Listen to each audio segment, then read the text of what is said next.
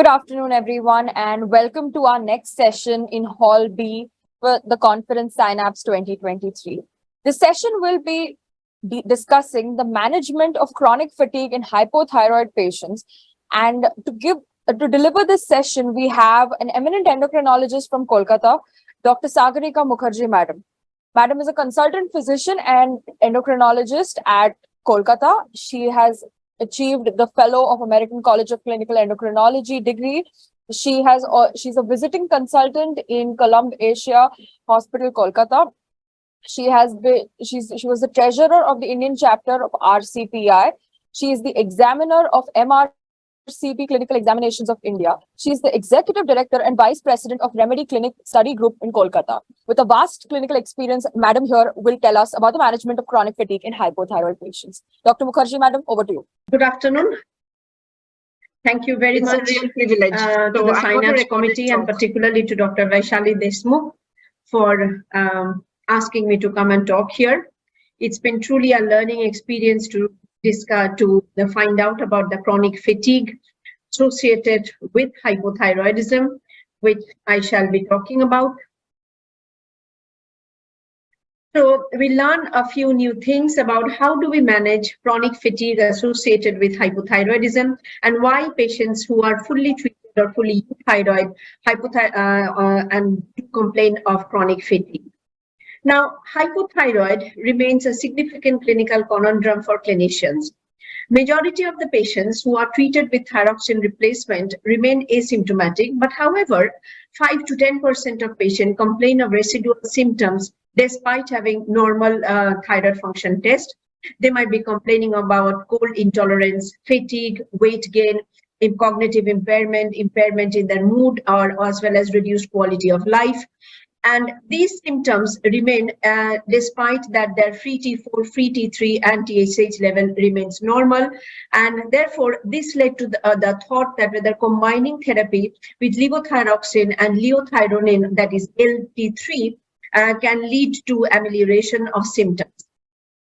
This approach is based on the concept that hypothyroid patients with polymorphisms in the deiodinase 2 may exhibit some reduced conversion of T4, T3 and resulting in reduced intracellular levels of T3, which results in reduced activation of the intracellular T3 receptors and thereby leading to complications like feeling dissatisfied and persistent symptoms of hypothyroid lingering on. Clinical studies, however, shown that levothyroxine and liothyronine combination therapy sometimes do produce good results in some of the studies, but most of the studies, the results are a bit disappointing with no significant difference in psychological or quality of life. The treatment with levothyroxine monotherapy reduces concentration of FT4 in the serum and therefore creating a ratio of higher LT4 and LT3 ratio. Lower levels of serum FT3 may imply reduced availability of intracellular thyronine in the brain and other tissue despite optimal TSH level in the serum, and LT3 monotherapy might achieve higher intracellular LT3, T3, therefore causing the possible improvements in quality of life. We need to understand or look back upon the hypothalamic-pituitary thyroid axis, which through a network of feedback and feed-forward loop controls the thyroid hormone in FT3 hormones, that is FT3 and FT4 production.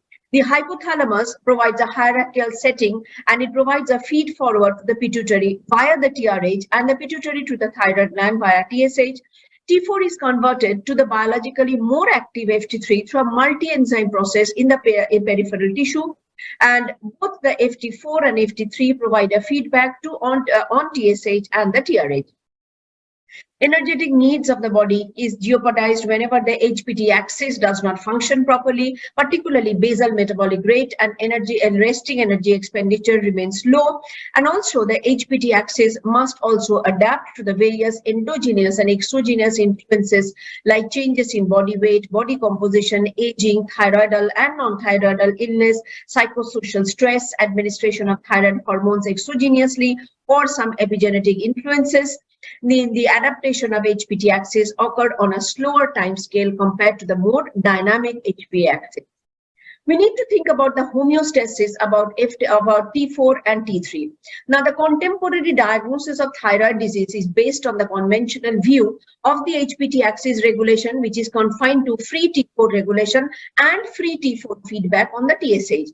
It does not incorporate regulation and effects of FT3, which is the biologically more active hormone than T4. The needs for protection of homeostasis of FT4 goes beyond the regulation of FT4 production. The bulk of T3, which is found inside the cells, as opposed to the FT4, is predominantly FT4 or thyroxine is predominantly extracellular hormone, whereas T3 is predominantly an intracellular hormone, and this intracellular hormone variation can lead to various sorts of symptoms, which is exhibited in patients who are not really fully satisfied, even being thyroid. The sum effect of circulating FT3 is reported back again to the hypothalamus and pituitary in order to adjust the FT4 production. So there is some protection mechanism of FT3 homeostasis even in the presence of mild thyroid failure. However, some inter-individual variation can exist in the distribution of TSH, FT4 and T3 response curves and their various combinations. While TSH and FT4 concentrations are very sensitive markers of thyroid gland failure in primary hypothyroidism, free T4 gives you more information about the functional state for the rest of the body, but guidelines have only partly addressed this conundrum by separating the therapeutic targets from the diagnostic targets. Thyroid function tests mainly include measuring your TSH level, FT4 and free T3 levels, and hypothyroidism consists of an elevation of TSH with low levels of FT3, and also if hypothyroidism is very severe, FT3 level is also reduced, and hyperthyroid is just the opposite with low levels of TSH and elevated levels of FT4 and or FT3. TSH conventionally is considered to be the most sensitive of all the thyroid function parameters, and TSH level has been considered to be is also promoted as the first and perhaps the only necessary test for euthyroidism, with some exceptions in understanding that a normal thyroid function test implies euthyroidism. And an abnormal TSH implies dysthyroidism. In this context, an abnormal TSH level subsequent measurement of thyroid hormone level allows for classification of dysthyroidism. Now, combination of normal thyroid hormone level with abnormal TSH level is regarded as subclinical thyroid dysfunction. Management for patients with replacement for hypothyroidism, mainly we rely upon the TSH level, and this paradigm is continued despite that there is no empiric evidence that TSH level in fact a best guide to thyroid state of the peripheral tissue as distinct to the thyroid state of the pituitary tissue.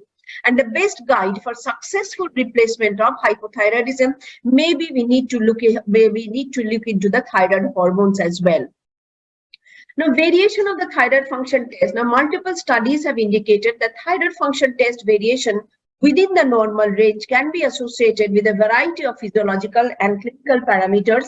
The outcomes are associated with high normal thyroid function, like with high normal thyroid hormones with low TSH levels may include, that is on a state of hyperthyroid state, might include atrial fibrillation, low bone density, cancer, dementia, and adverse pregnancy outcomes, and also death. And associated with low normal thyroid function, that is low normal thyroid hormone level and high normal TSH level, include fatty liver, metabolic syndrome, diabetes, high BMI, etc., and also adverse pregnancy outcome. So, restoration of euthyroid state. There is a biochemical restoration or biochemical euthyroidism, and there is a clinical euthyroidism. Now, following development of primary hypothyroidism, thyroid function is typically restored by administration of levothyroxine or LT4. And based on this consideration, there is interaction of the hypothalamic pituitary thyroid axis hormones. Biochemical euthyroidism is defined as achieving the thyroid stimulative hormone within the normal laboratory reference interval. And sometimes you really need to achieve the TSH level within a very, very narrow parameters of the given population reference range that you're looking into.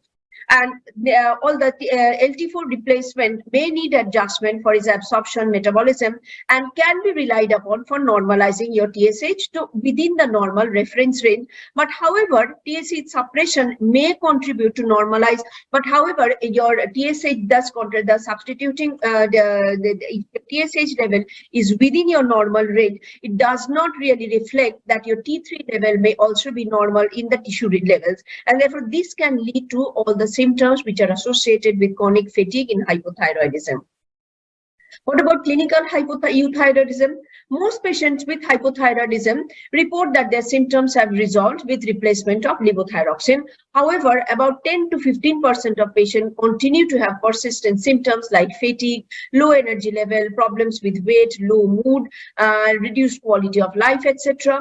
So the potential explanation for these unresolved symptoms can be broadly divided into either thyroid-related or thyroid-unrelated causes. And most compelling explanation for this is that they might be deficient on the T3 concentration at a serum, cellular, or even in the tissue level. And there is a complex interrelationship between the serum tissue levels of T3 in various tissue and deiodinases contributing to the T3 production and clearance. Therefore, in order to address the reduced T3 level in the levothyroxine treated patient, a trial of combination of both LT4 and LT3 have been tried about in different populations, and some were successful in ameliorating the symptoms, but most of the trials were not successful in ameliorating the symptoms, either because there were various reasons for failure of the trial, because either they failed to recruit the right kind of patients who were symptomatic, or the trial was done for a very short duration of time, or that the LT3 has got a very short half-life and therefore did not yield the proper results because maybe the dosage was not appropriate. The potential explanation for impaired quality of life despite treatment of hypothyroidism with a thyroid related is that ideal TSH as per the patient's own innate production may not have reached within the TSH may not be within the reference range. Patient's personal TSH point may not have been achieved. There is some negative effect of thyroid autoantibodies as well. High impact of high free T4 levels does not recreate the normal thyroid physiology within the body, and FT4-FT3 ratio may be altered, and also there is tissue hypothyroidism, that is low concentration of T3 at a tissue level or cellular level may not really produce proper symptoms of proper amelioration of hypothyroid symptoms. So there are certain causes of the impaired quality of life because of in patients who are treated for hypothyroidism, which may not be related to thyroid, like negative effect of other autoantibodies which may be present in Hashimoto's thyroiditis, which may not have been diagnosed properly. Symptoms may be because of other comorbid conditions the patient may be carrying. Patient might be taking just the thyroid hormone alone, and maybe this may be the only medication that he's taking, and may be very unhappy about continuing to take medication for a prolonged period of time. And also impact of symptoms caused by awareness of a chronic disease, lifelong requirement for medication might really create an impact in his mind. This is a very busy slide which gives you an idea about potential difference between primary hypothyroidism for various etiologies. Now, more or less, subclinical Hashimoto's hypothyroidism, there will be an elevation of TSH, presence of antibodies, free T4 and serum T3 levels will be normal, and other subclinical etiologies, even the T3 and T4 may be reduced and TSH level may be elevated. Radioiodine therapy, like elevation of TSH to various degrees, but usually antibody is not present. External beam radiation for non-thyroid malignancy, antibodies are not present, although TSH level may be elevated, but however T3 and T4 level may be reduced. And for thyroidectomy or either hemithyroidectomy or total thyroidectomy, TSH level is elevated, but usually anti-TPO antibody may not be present, and serum T3 and free T4 level may be reduced. Now, following treatment with Hashimoto's thyroiditis, TSH level normalizes, but antibody level persists in the blood, although it may take a prolonged period of time for the antibody to get washed out. T3 and T4 level may be normal, and similar kind of things follows with radioactive iodine, external beam radiation, and total thyroidectomy. So what is the relationship between fatigue perception and the said level of serum thyrotropin and free thyroxine in euthyroid subject? Now, this is a study which is which was done in Sweden, From a Swedish medical register. The data was collected on more than 5,800 patients, the data collected was that whether this patients with that euthyroid, there was a relationship between serum TSH, free T4, and thyroid peroxidase antibodies, and they measured the various ranges of TSH, the FT4 level, antibodies level, and also a questionnaire was given to them about a questionnaire about fatigue was evaluated by RAND36, and shortened fatigue questionnaire was also done with this patient population. It was concluded that euthyroid individual who did not have any history of thyroid disease, there was a modest relationship between thyroid function and fatigue, with subjects with having an apparently high production of T4. Experiencing more fatigue. That subject with a history of thyroid disease with normal TSH and FT4 concentration had more fatigue than general population. The reason was unclear, but for the subtle abnormalities in the dynamics of thyroid hormone secretion. So is there a biologic rationale for persistent complaints in levothyroxine treated patients, in hypothyroid patients? Non-specific causes related to chronic nature of the disease. Having a chronic disease, lifelong dependency on medication may make the patient feel unhappy about it. There has been no prospective study to test the hypothesis that attitude, health perception, and mood of the patient prior to levothyroxine therapy differ between those with and without persistent complaints after treatment. When the patient experiences hypothyroid symptoms, initial diagnosis, the perception of disease susceptibility and adherence to levothyroxine therapy is better, but patients who remain unwell despite a normal TSH level felt that the normal result presented a barrier to the further evaluation. We need to have information is usually restricted by the time and often centered on the symptoms rather than patient education. Amongst general practitioners and nurses, the qualitative studies have been done which reveal inadequate knowledge of the medication interaction and the levothyroxine pharmacokinetics. They rely totally upon the blood level, on the blood parameters, and the reference range of the laboratories.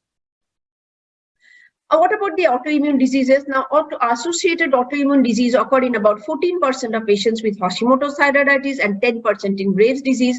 Thyroid autoimmunity per se might be responsible for particular symptoms. It remains really questionable. However, there has been a small study that after removing a thyroid gland in patients with Hashimoto's thyroiditis, there have been some improvement in the symptoms of the patient when the TPO antibodies were reduced in patients who had thyroid gland excised. What about inadequacy of the dose of the levothyroxine given? Now, according to ENHANCE, participants using levothyroxine and having normal TSH level experience high total and higher T4 levels and a lower T3 and lower T3 concentration than the healthy matched controls. FT3 values remain below the lower limit of normal in observed about 15% of hypothyroid patients who are treated with thyroxine. Now, the reason for this low T3 is maybe the reason for persistent complaint, necessitating high dose of levothyroxine to normalize T3 level. Now, however, slightly lower or higher LT4 does not produce measurable changes in hypothyroid symptoms, well-being, or quality of life of the patient. Now, TSH suppressive doses of LT4 are required in order to achieve a proper level of T3, similar to that before the thyroid dysfunction, and this provides a rationale for thyroid T3 replacement. There is no good evidence that low serum level of T3 or FT3 and FT4 ratio are linked to persistent symptoms. But however, there might be one mechanism involved that with the iododeiodinase, the type 2 iodothyronine deiodinase, which catalyzes the deiodination of T4 to T3 in the extrathyroidal tissue, might be defective, and this might cause reduction of the T3 level.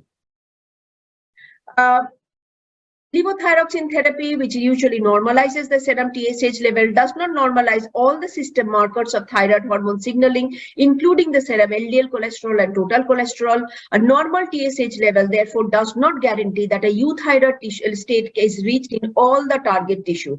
It has been shown in experiments that hypothyroid rats, only combination of levothyroxine, LT4 and LT3 could ensure simultaneous euthyroidism in all the tissues. Although LT4 may not be the ideal for form of the hormone replacement, given the fact that your LT3 remains normal. And it's again hypothesized that there is a nucleotide polymorphism in the DIO2 involved, and therefore this causes reduction of your T3, which causes more of the symptoms. There has been a Dutch population-based study as well, looking into this this SNP dysmorphism, and they found that 11% of thyroxine users and 10% in the general population, this dysmorphism can be present. So one has to conclude that the origin of persistent complaints of levothyroid treated patients or in hypothyroid patients who have normal TSH level but still remains incompletely understood. Levothyroxine monotherapy is not ideal mode of thyroxine replacement therapy, and there has been a survey done in 2013 amongst endocrinologists that indicated persistent symptoms despite achieving target TSH value would prompt testing for other causes. 84% respondents amongst endocrinologists, referral to a primary care by 11%, and change from levothyroxine plus the thyroline combination therapy was done by 3.6%.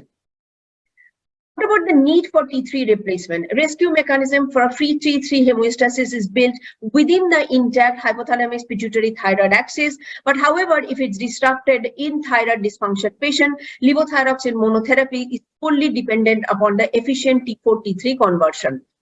In a portion of patient, escalating the T4 dosage may therefore prove unsuccessful to restore the FT4 balance to the pre-thyroid state homeostatic level.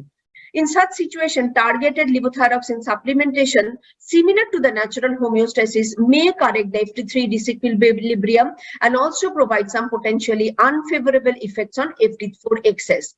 And this has been linked even within the euthyroid range, and also some adverse cardiovascular effects and direct T4 effects like type 4 signaling unrelated to the T3 signaling, including malignant growth. Secondary hypothyroidism, pituitary TSH is TSH deficient, affects the TSH feed forward and TSH FT4 balance and FT3 homeostasis. And again, replacement guided by FT4 measurement alone may miss out optimizing FT3 target. Non-thyroidal illness syndrome, low FT3 is mainly because of disturbed balance in the HPT regulation between peripheral and central type 2 dehydrogenase activities and intracellular T3 levels, whose net effect strengthens FT3 feedback inhibition on the TSH and weakens the TSH forward on the FT3. So this is again a small study on female hypothyroid patients with residual symptoms of hypothyroidism despite being on levothyroxine therapy. This is a small group of patients studied, and levothyroxine combination therapy was given with LT4 and LT3 for 12 weeks, and it was concluded that there was an improvement in quality of life with residual hypothyroid symptoms on combination therapy. However, this study was done on a short-term basis, and it did not include induced biochemical or clinical hyperthyroidism, and no cardiovascular adverse effects was recorded. And this study was from a Swedish medical register. So is there enough evidence that LT4 and LT3 combination serves the hypothyroid patient better than levothyroxine monotherapy? There was a 2006, there was a meta-analysis of 11 randomized control study comparing LT4 monotherapy with LT4 and LT3 combination therapy, found no difference in the outcome. Adverse effects also did not differ between the regimen. Most of the randomized control study can be criticized on a number of issues. There was a selection bias because there was due to inclusion of heterogeneous patient group by etiology and prognosis, dilution of the true effect by low proportion of symptoms of patients, sample size was small, misguided by different types of TSH targets, and also there was confounded by caused by variation in T4 to T3 conversion in efficiency and wide variation in the treatment response. 7 of the randomized controlled trial patients were asked about the preference for a specific treatment. 48% preferred T4 plus T3, 25% preferred T4 therapy, and 27% patients did not have any preference at all. So therefore, the guidelines really could not be really advocated to be adopted universally. So which are the patients who would qualify for LT4 and LT3 combination therapy? Now, 2012 European Thyroid Association guidelines suggest that LT4 and LT3 combination therapy might be considered as an experimental approach in those patients who continue to complain of hypothyroid symptoms despite achieving biochemical euthyroidism within the reference range of TSH. So T3, T4 combination is not recommended for pregnant women and patients with cardiac arrhythmias. This has been adopted by Italian and British Thyroid Association, whereas American Thyroid Association has more or less a neutral role. And it's also suggested that you may discontinue LT3 and LT4 combination if there is no improvement on the symptoms. However, there are some concern exist about giving this combination, that about especially cardiac problems, bone problems, etc. Do atrial fibrillation, fracture after use, these always remain. Although the small number of studies which have been done with the combination does not really give you any concrete evidence that these conditions exist. Demand for combination therapy is increasing worldwide, especially USA, Canada, Australia, and most of the European countries, and there has been a sharp 3.8-fold increase in a number of prescription or replacement for reimbursement for FT4, T3 and T4 and T3 therapy in Denmark between periods of July 2012 and June 2013, and again up to 2014. What should be the appropriate dosage for T4, T3 and T4 combination therapy? The recommended dosage for European Thyroid Association in 2012 guideline, with the assumption that euthyroidism can be reached simultaneously all tissues of hypothyroid patient only when LT4 and LT3 is in a dose ratio that mimics the physiological T4 to T3 secretion in the human. Morel et al. Concluded that therapeutic substitution of T4 and T3 was achieved in a ratio approximately 3:1. So it suggested that if you start T4 and T3 combination therapy to a dose ratio between 13:1 or 20:1 by weight. So in summary, there are many thyroid-related factors that combine with non-thyroid-related factors in order to affect the patient's response to treatment with hypothyroidism in terms of satisfaction with therapy. Some of the thyroid-derived factors include etiology of hypothyroidism and amount of residual thyroid tissue left, and also the presence of thyroid peroxidase antibodies. Downstream consequence of interaction of these factors influence both the free T3 and free T4 anti-TSH and thyroid biomarker concentration. The thyroid biomarkers might extend to other tissues, other serum parameters like lipids, sex hormone binding globulins, or thyroid hormone metabolites, and sometimes the interplay of thyroid hormones at tissue level may not be understood fully.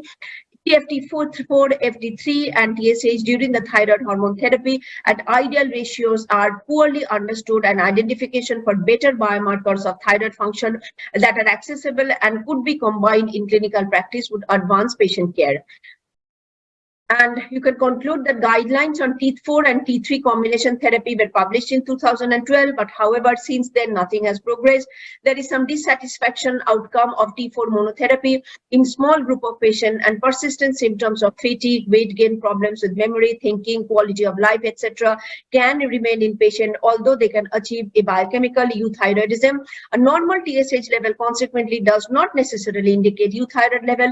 Persistent symptoms may be attributed because of low levels of T3 at the tissue, and one of the hypotheses is that there is a SNP dysmorphism in the DIO2 levels requiring a local production of T3 out of T4 and interferes with the kinetic or action, resulting in local tissue hypothyroid or in the brain. So one might try a combination of T4 and T3 combination in order to ameliorate these symptoms, and well-designed randomized controlled clinical trial in selected patients are really required to make further prognosis. Thank you very much for your kind attention. Please post them in the chat box. The backend team, do we have any questions? Not yet, ma'am. All right. Okay, so then thank you, Dr. Mukherjee.